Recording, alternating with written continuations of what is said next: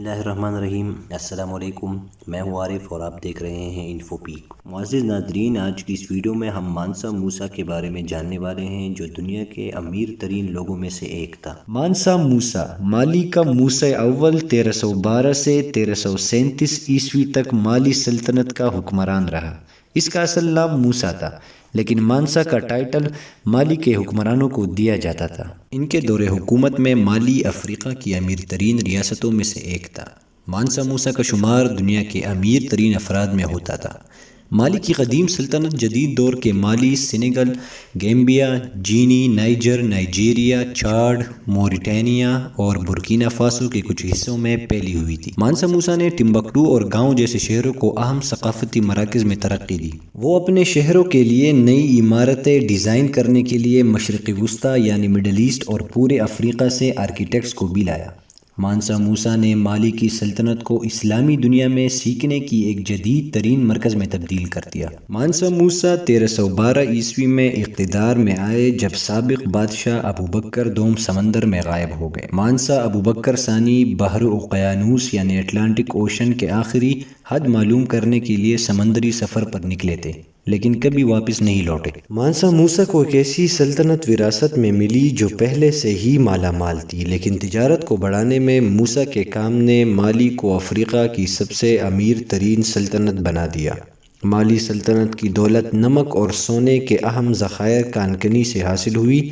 ہاتھیوں کی آئیوری یعنی دانت دولت کا ایک اور بڑا ذریعہ تھا۔ جب مانسا موسیٰ 1324 عیسوی میں مکہ کی طرف یعنی حج کے سفر پہ نکلے تو ان کا گزر مصر سے بھی ہوا۔ ان کے مصر کے سفر نے ہر طرف ہلچل مچا دی۔ اس وقت مغربی افریقہ کے باہر مالی سلطنت نسبتاً نامعلوم تھی۔ اس وقت کے عرب مصنفین کا کہنا ہے کہ مانسا موسیٰ نے دسیوں ہزار لوگوں اور کئی سو اونٹوں کے ساتھ سفر کیا، جن میں سے ہر ایک اونٹ پہ 136 کلوگرام یعنی 300 پاؤنڈ سونا موجود تھا۔ کائرو میں مانسا موسیٰ نے مصر کے سلطان سے بھی ملاقات کی، اور اس کے قافلے نے اتنا سونا لوگوں میں بانٹ دیا کہ اگلے 12 سالوں تک مصر میں سونے کی مجموعی قیمت کم ہو گئی۔ مانسا موسیٰ کی شاندار دولت کی کہانیاں یورپ تک بھی پہنچ گئی۔ کیٹلن اٹلس، جو ایک قدیم نقشہ ہے جو 1375 عیسوی میں اسپین کے نقش نگاروں کے ذریعے تخلیق کیا گیا تھا، اس نقشے میں دکھایا گیا ہے کہ مانسا موسیٰ ایک ہاتھ میں سونے کا سکہ پکڑے ہوئے ہے، جبکہ دوسرے ہاتھ میں سونے کا عملہ یعنی اسٹاف ہے۔ اس نقشے کی اشاعت کے بعد مانسا موسیٰ عالمی تصور میں ایک شاندار دولت مند شخصیت کے طور پر مشہور ہو گئے۔ مکہ سے واپسی کے بعد مانسا موسیٰ نے اپنی سلطنت میں شہروں کو آباد کرنا شروع کر دیا۔ انہوں نے گاؤں اور ٹمبکٹو جیسے شہروں میں مساجد اور بڑی عوامی عمارتیں بھی بنوائیں۔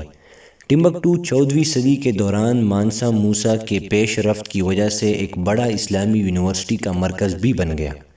مانسا موسیٰ نے تمام اسلامی دنیا سے ماہر تعمیرات اور اسکالرز کو اپنی سلطنت میں بلایا، جس سے مالی سلطنت کی ساکھ بڑھی۔ مانسا موسیٰ کی توسیع اور انتظامیہ کی بدولت مالی کی سلطنت اپنے عروج پر پہنچ گئی اور ایک دولت مند سلطنت کی شکل میں ابھر کر آئی۔ مانسا موسیٰ کا انتقال 1337 میں ہوا، جس کے بعد ان کے فرزند سلطان مقرر ہوئے۔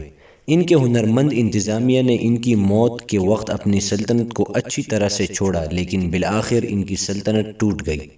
ان کی موت کے بعد مانسا موسیٰ شاندار دولت مند شخصیت کی علامت کے طور پر دنیا کے تخیل میں مقبول رہے۔ تاہم دولت ان کی میراث کا ایک حصہ ہے، جبکہ ان کے اسلامی عقیدے، علمی تعلیم کے فروغ اور مالی میں ثقافت کی سرپرستی کے لیے بھی انہیں یاد کیا جاتا ہے۔ آج کی ویڈیو کے لیے بس اتنا ہی۔ انشاءاللہ آپ سے ملاقات اگلی ویڈیو میں ہوگی، تب تک کے لیے اللہ نگہبان۔ سبحانک لا علم لنا الا ما علمتنا۔